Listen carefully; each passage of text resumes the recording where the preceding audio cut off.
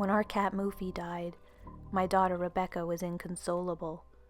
She wanted a replacement, but I wanted that set of leather sofas I'd been ogling for years, without the risk of them being torn to shreds by an unruly set of claws. I needed to find a way to distract Rebecca without resorting to buying Moofy 2.0. It was while watching a home renovation show one afternoon that I came up with the perfect solution: remodeling her room. "Becca, honey, why don't we give your bedroom a makeover?"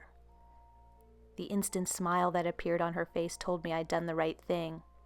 "Yes!" she squealed, throwing her hands in the air. I let her choose the theme and colors. As long as the end result made her happy, it didn't matter even if it looked ridiculous and lowered the property value. Rooms could always be repainted. Rebecca, having the foresight and attention span of any 8-year-old, picked the flavor of the month: fairies.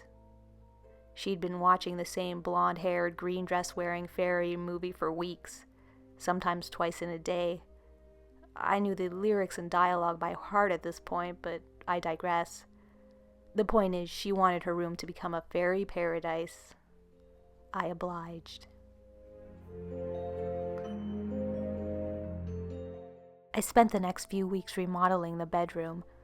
I painted the ceiling and the top half of the walls blue, the bottom half green, and asked a family friend to paint trees, flowers, rocks, bushes, whatever it took to make it look like a forest. A few fairy and sparkly decals later, and it became an enchanted forest. I took Rebecca to a used furniture store and let her pick out a few pieces, then repainted them pink. The transformation was almost complete once I got her a much-needed new bedspread, but something was missing. The room needed one last wow factor. That weekend, I went to a craft show and found exactly what I needed. At the back of a woodworker's booth, hidden behind a set of coat racks and umbrella holders, was an ornate wooden door that measured about 6 inches tall by 3 inches wide. It had adorable little hinges, a tiny handle, and a beautiful Celtic knot decorating its surface. "What's that?" I asked an older woman sitting behind the desk. She turned to me and smiled. "That's a fairy door, love," she said with an Irish accent. "You put it in your garden or nail it to a tree to invite the fae folk. They'll take care of your plants and bring life and beauty to them." I took the object excitedly. The fairy door was exactly what was missing from Rebecca's room, the wow factor I'd been looking for. Maybe I'd sneak in one night while she slept and stuff one of her pixie dolls behind it so she'd think it was magic. "It's perfect for my daughter's room," I said. But the woman made a few tuttering sounds with her tongue and shook her head. "Oh no, love, you wouldn't want to do that." "Why not?" "The fae folk are fickle little things. They like playing tricks, but they don't like tricks being played on them. If you invite a fairy into our world, it's best not to anger it. They need to be outdoors, with the flowers." I laughed. "Duly noted," I said, and took out my wallet. As soon as I got home, I grabbed the toolbox and made a beeline for my daughter's bedroom. After trying out a few spots, I finally settled on nailing the door to the bottom of one of the larger painted trees. Perfect, I thought, as I looked at the finished result. Rebecca's room was now a masterpiece. Rebecca was elated when she finally saw what had become of her room. She'd been sleeping on the sofa in the basement while I'd been working on making her dream a reality. The excitement of it all kept her up particularly late that night. But when she finally went to bed, she was completely tuckered out. Everything was normal for a few days after this, and Moofy became a thing of the past. But then, one morning, as Rebecca was eating her cereal, she smiled broadly and said, "I saw a fairy last night." I snorted. "Oh, you did?" "Yeah, she's not very pretty." she answered. That's not a nice thing to say, Rebecca. But it's true. I turned away, rolled my eyes, and poured myself a cup of coffee. Everyone is beautiful in their own way, I said. I think she's hungry, replied Rebecca. Well, we should feed her then. Rebecca jumped off her seat. Okay. I put my cup of coffee down. I had to think what to feed this imaginary fairy friend. The last thing I wanted to do was attract bugs, so I steered clear of anything sweet. Bread would get moldy, salt was too risky. If she knocked it over, it'd make a mess. Water wouldn't be special enough.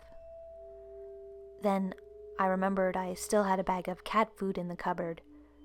I poured it into a colorful kitty bowl and handed it to Rebecca. Okay, Becca, give this to your fairy friend. Be careful not to spill. Rebecca smiled. Thank you.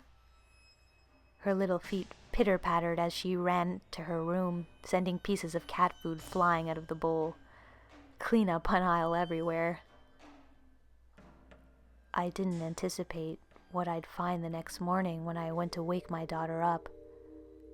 The sight of it made my stomach twist in disgust.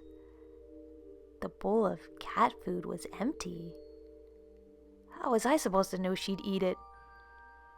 I flip-flopped between being grossed out that my daughter had eaten a bowl of cat food and being worried about her eating something that was clearly unfit for human consumption. I shook her awake gently, trying to think of how to convey the message without scolding her. Honey, it's time to wake up. She groaned and rubbed her eyes. I helped her get dressed, still unsure of what to say. So, did you see the fairy again? Yes, she replied. You know, honey, fairy food is very bad for humans. If she wants to share with you, you have to say no, okay? Rebecca giggled. She's too hungry to share. For some reason, that made my chest tighten. Was I not feeding my daughter enough? Was her imaginary friend hungry because she was starving? Had she resorted to eating cat food out of pure desperation? Just to be on the safe side, I gave her an extra large breakfast and packed a few more snacks in her lunchbox that morning before sending her off to school. I spent the rest of that day failing to convince myself I wasn't a complete failure as a parent. When Rebecca came home, the extra snacks were still in her lunchbox, unopened. Honey, why didn't you eat your rice treats? I asked, a bit of parental paranoia looming over me. Wasn't hungry, she replied casually. Well, thank goodness for that. At least she knew I wasn't trying to starve her, and she had access to snacks if she needed them. With my worries alleviated, I set out another bowl of cat food in her room for the night. The next morning, I found the bowl emptier than my self-esteem as a parent. I felt immensely guilty about putting it there in the first place. I should have known Rebecca had a problem. I shouldn't have exposed her to the cat food a second time. Maybe it was a side effect of losing Moofy. Maybe she wanted to feel closer to her dead pet by eating its food. Damned if I knew. I wasn't going to make the same mistake a third time. No more cat food for my daughter. Now, there's a sentence I never thought I'd have to say in my lifetime. It was Rebecca who woke me up the next morning. She was crying her eyes out, whining about her arm hurting. Barely conscious, I turned on the light and looked at her forearm. It looked nasty. The skin was irritated, red, and a small chunk near the middle was missing. She'd had a few eczema flare-ups before, but never this bad. I gave her arm a delicate kiss, crawled out of bed, and took her to the washroom so I could clean it up and apply a bit of soothing lotion to her skin. Oh, honey, you shouldn't scratch it. It'll just make it worse, I said. Rebecca mumbled something through her sobs, but all I understood was the word fairy. "What's that, Becca?" I asked. The fairy," she sniffled, "was hungry." There she was again, talking about her imaginary friend's hunger. Her hunger, I thought. "The fairy food isn't safe, honey," I said. "But she's hungry," she replied. "There's plenty of food in the fridge." "She can't open the door. She got mad. She bit me," said Rebecca, pointing to her arm. I looked at it and sighed. "Honey, that's just a rash. You scratched too hard." "It was the fairy lady," she insisted. What was I supposed to do? Ruin her fantasy by telling her fairies weren't real? Or try to steer her imagination back in the right track? I chose the latter. "Fairies don't bite," I replied. "Hungry fairies bite," she insisted.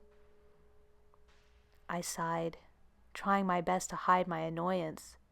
She was just a kid, just trying to make sense of the loss of a beloved pet. "Okay, well, tonight, if she tries to bite you, hit her with your pillow, okay?" "Okay."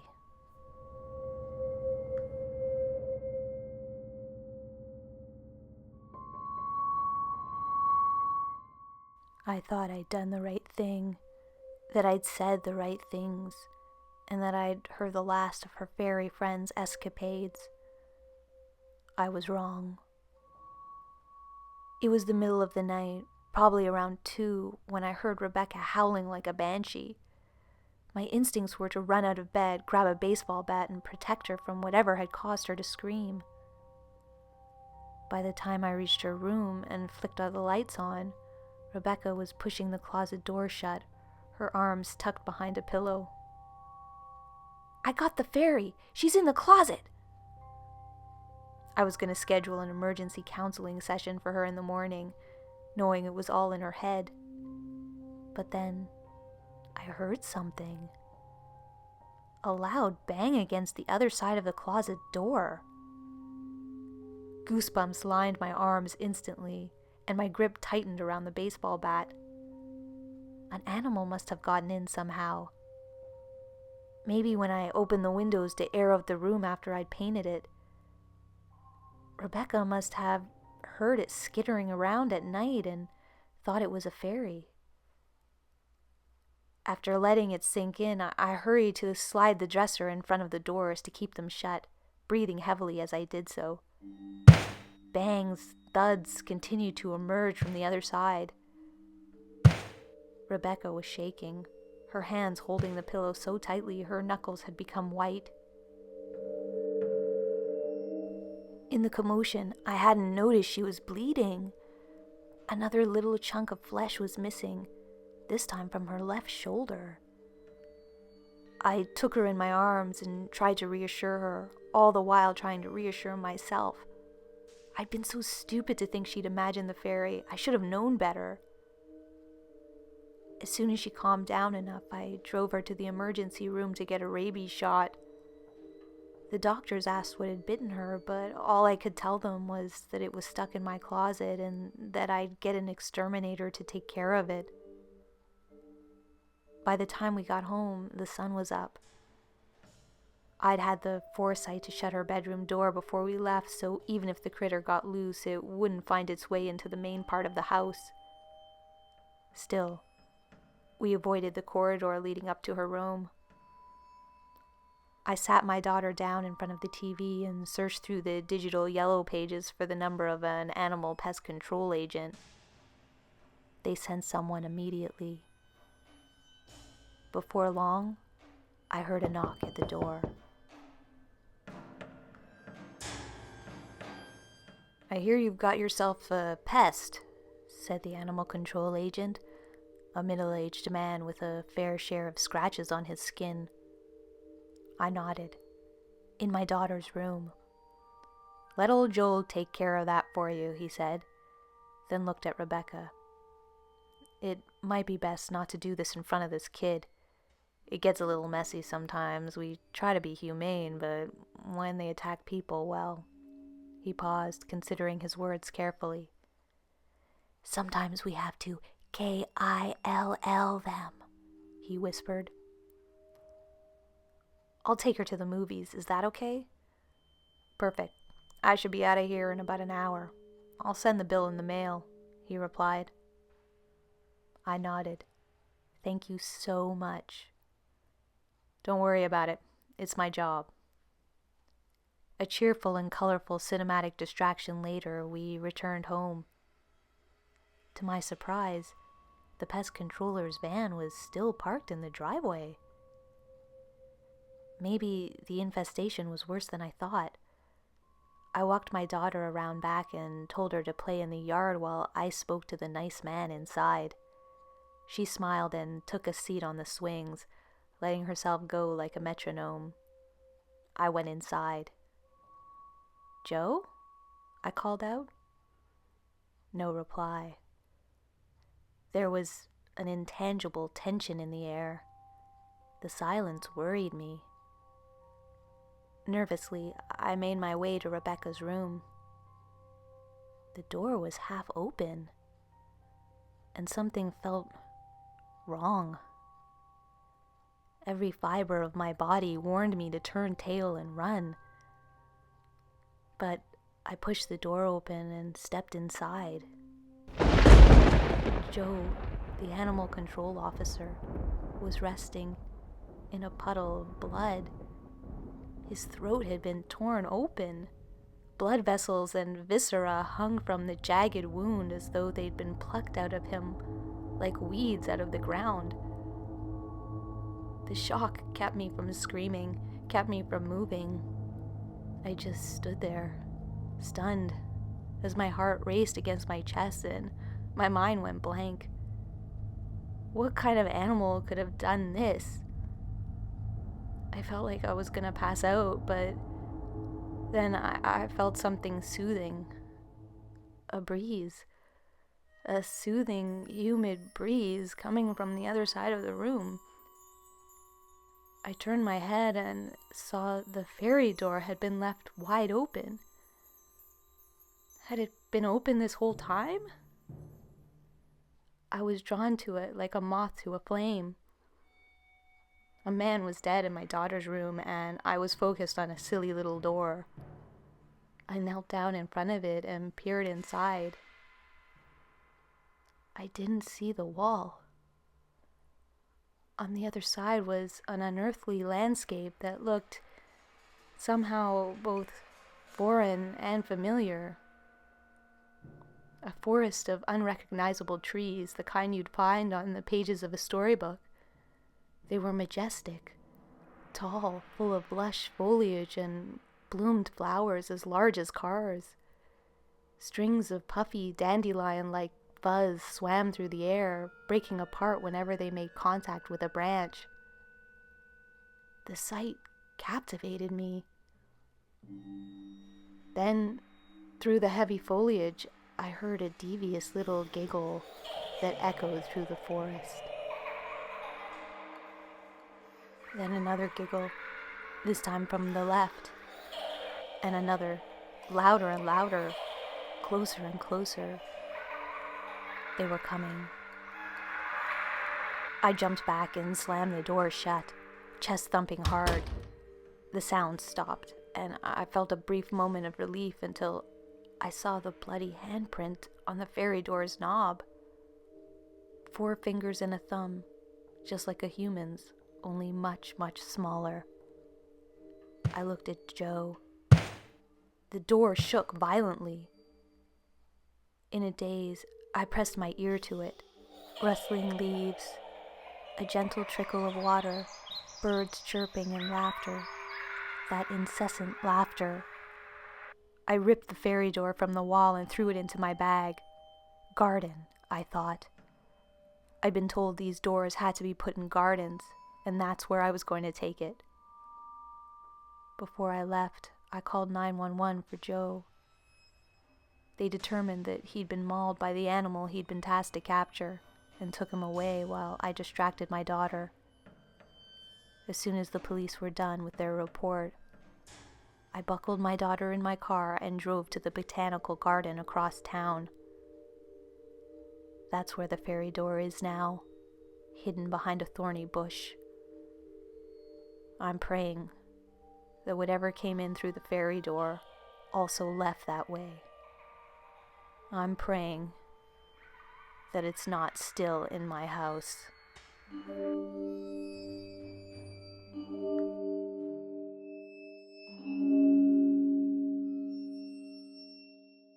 Thanks for watching.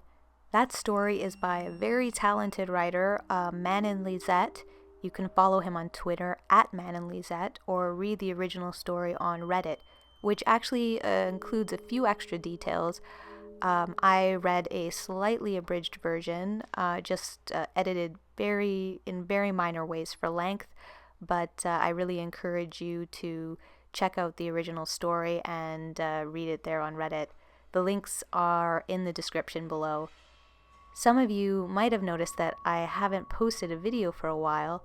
My life just got super busy there, but I've been aching to get back to this channel and put up more videos for you guys, and I'm so happy to be back, and I'm incredibly happy to discover that this channel has over 100 subscribers now. I can't believe it. I'm thrilled. When I started this channel, I knew I would be focusing on this really niche area, and I'm just so glad that I'm not the only one interested in the scary, creepy, twisted side of fairies, and that you guys found me somehow in this dusty little corner of YouTube. Because, I think it's really just us here, because, I don't think anyone else is doing this. So it's just amazing to me that you found me, and I'm so glad you're here. That being said, this kind of material, it really isn't easy to find, so if you guys do find any of these types of stories, if you have experiences you want to share, please do send them to me. My email is in the description. In the meantime, I'd like to thank all my older subscribers and welcome the new ones to this Scary Fairy Club we've got going here. Please leave me your comments and requests, share, like, and definitely subscribe if you're new. And until next time, this has been a visit from your Scary Fairy Godmother.